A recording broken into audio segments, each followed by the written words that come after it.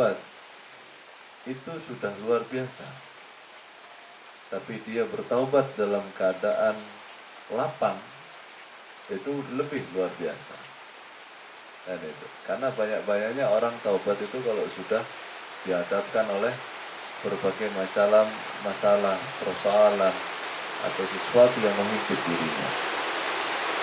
Maka termasuk saat ini bukan hati dari seluruh keburukan. Lam yasbiq anka mithluhu, yang akhirnya kita ini bisa benar-benar meninggalkannya. Biquwwatil azmi ala tarkihi.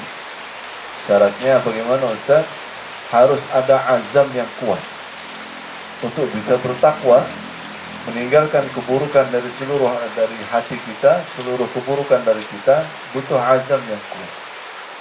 Sampai akhirnya ini kalau terus kita usahakan, itu dia menjadi sesuatu yang menjaga kita dari seluruh keburukan. Nah, inilah yang dikatakan takwa. Jadi panjenengan dari hari ke hari berusaha menjauhi apa yang dia akhirnya akan berpotensi merusak, berpotensi untuk menjauhkan panjenengan dari Allah Subhanahu Ta'ala. Maka di sini akhirnya keburukan itu ada dua. Syarrun asliyun wa syarrun ma nuhiya anhu ta'diban, atau syarrun ghairu asli. Jadi ada pangkal keburukan dan ada istilahnya turunan dari pangkal keburukan tadi. Ya. Jadi sesuatu keburukan yang paling pangkal untuk kita jauhi itu apa Ustaz? Seluruh apa saja yang Allah sebut sebagai maksiat atau maksiat al-mahfud, maksiat murni. Semua yang dilarang oleh Allah SWT itu menjadi pangkal keburukan. Dia pasti memberikan titik hitam di hati kita itu. Ini yang setiap hari gimana caranya kita jauhi, sampai akhirnya kita itu benar-benar dijauhkan oleh Allah SWT dari keburukan tersebut. Yang kedua tadi apa Ustaz? Ghairu asli, cabangnya. Sebagai suatu bentuk pengajaran pendidikan etika. Apa itu contohnya? Fudulul halal, berlebih-lebihan di dalam masalah yang halal. Panjenengan boleh makan, tapi makannya sampai akhirnya sangat kenyang. Nah ini harus dihindari, walaupun halal. Kenapa Ustaz? Karena dia bisa membangkitkan nafsu. Kalau nafsu ini bangkit, quwwatul azmi, untuk akhirnya kita kuat meninggalkan keburukan itu akhirnya melemah. Itu Mas, kaitannya kan gitu. Panjenengan tadi untuk bisa bertakwa, nafsunya harus dilemahkan, nafsunya harus dilemahkan. Nah, sesuatu yang masuk suplai halal, kalau banyak, maka nafsu itu nanti dia akan menguat. Ini akhirnya menjadikan kita susah untuk bertakwa kepada Allah Subhanahu wa Ta'ala. Ya. Maka di tingkatan pertama, kalau kita bisa melakukannya, meninggalkan kemaksiatan, ini konsekuensinya, maka dia akan dijauhi dari api neraka. Tapi kalau tidak bisa, maka konsekuensinya, kalau dia tidak taubat di dunia, maka nanti konsekuensinya tadi api neraka.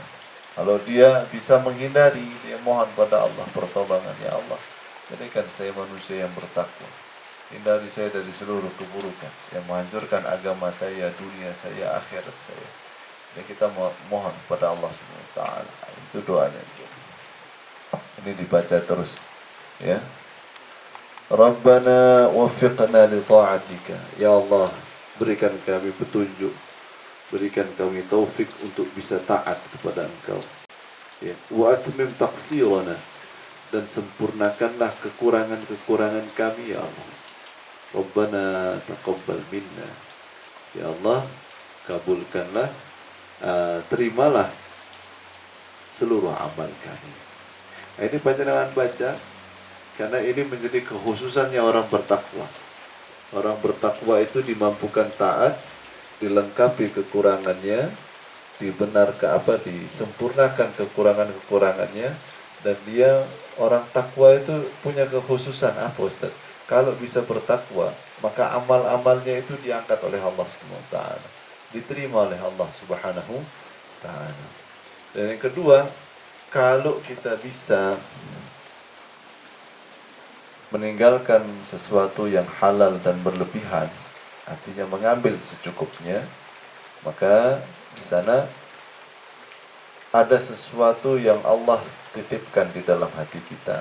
Apa itu Ustaz? Cahaya. Cahaya yang akhirnya dengannya panjenengan melihat hidup ini terang semua.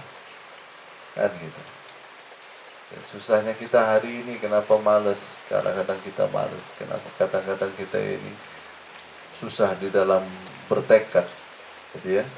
Padahal juga maksiat tidak. Nah, itu yang mungkin menjadi introspeksinya. Terlalu banyak halal yang masuk berlebihan, terlalu banyak makan, terlalu banyak melihat, sampai Ustaz, kalau melihat yang indah-indah terlalu banyak juga tidak boleh Ustaz. Itu akan melalaikan panjenengan, melalaikan kita seluruhnya dari mengingat Allah Subhanahu wa taala. Kita ambil contoh Sayyidina Umar bin Khattab radhiyallahu anhu. Beliau itu pun pernah mengalami satu fase. Jadi masuk ke kebunnya sendiri,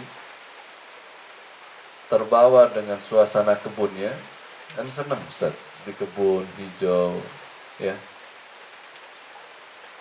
Sampai akhirnya beliau melihat sahabat-sahabat itu pulang dari arah Masjid Nabawi. Ditanya, panjenengan semua dari mana?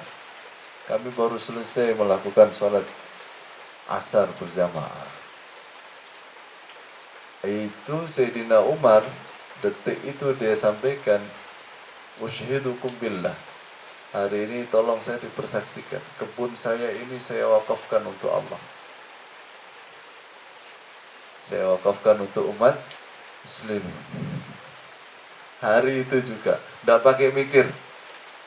Nyeselnya dia tidak ikut jamaah. Kenapa Ustaz? Terlalu lalai. Walaupun beliau di kebun ya. Nah, kalau orang hari ini kan nggak jamaah kan tidak merasa bermasalah, betul. Tapi bagi mereka orang-orang yang didekatkan pada Allah, al-muqarrabi, orang-orang soleh, masalah besar. Masalah besar. Level kita ya belum sampai sana itu. Ya, betul. Jadi kalau kayak gitu level kita mungkin hari ini sudah kita nggak punya apa-apa udah. TV melalaikan, TV kasih. Mobil melalaikan, mobil kasih. HP melalaikan, HP kasih. Ustaz ini buat pondok lah, HP ini melalaikan. Tak tompo kayak. Saat ini mobil melalaikan, ya, mandikan mobil sampai lupa sholat zuhur. Saya kasih buat pondok Pak Ustaz. Sini kan tinggal nompo mawon. Silakan. Tapi kalau kayak gitu Ustaz, wah berarti kita ya tidak punya apa-apa. Kenapa Ustaz? Karena kita belum siap sebenarnya. Imannya ini masih belum siap sehingga harus disiapkan. Harus disiapkan, harus dididik. Baik, tadi masalah keburukan. Jadi menjauhi segala keburukan. Maka kalau kita sudah tahu masalah ini, ya, dan ketakwaan itu erat kaitannya dengan pendidikan nafsu kita, untuk bisa berazam yang kuat, maka nafsu itu harus terdidik. Nafsu kita harus terdidik. Dia tidak boleh kuat. Karena kalau nafsu itu kuat, maka kemauan itu akan melemah. Kemauan untuk berbuat baik itu melemah, kemauan untuk taat itu lemah, gitu ya. Maka di sana apa yang akhirnya kalau kita sudah ngerti masalah ini, apa yang kita takwakan? Tadi bahasa saya ya, apa yang kita takwakan supaya kita sampai pada derajat takwa yang paling utama. Ada 5 hal, Ustaz. Ada 5 hal yang kita mohonkan kepada Allah. Semoga kalau kita jaga, akhirnya kita bisa bertakwa kepada Allah Subhanahu Ta'ala. 5. 1. Mata. Kedua, mata. Kedua, telinga. Ketiga, al-lisan, lidah. Keempat, al-qalb, hati. Yang kelima itu perut. Kalau sering khutbah Jumat kan selalu aja takwa. Tapi langkah awalnya itu apa tadi? Pendidikan nafsu. Dari nafsu ini yang dididik berapa? 5 anggota tubuh kita. Mata, telinga, lisan, hati, perut. Jamaah yang dirahmati oleh Allah Subhanahu wa taala, alhamdulillah demikian yang bisa kami sampaikan ini. Mudah-mudahan bermanfaat untuk kita dunia dan akhirat. Amin Allahumma amin. Akhiru kalamina alhamdulillahirabbil alamin. Subhanakallahumma. Assalamualaikum warahmatullahi wabarakatuh.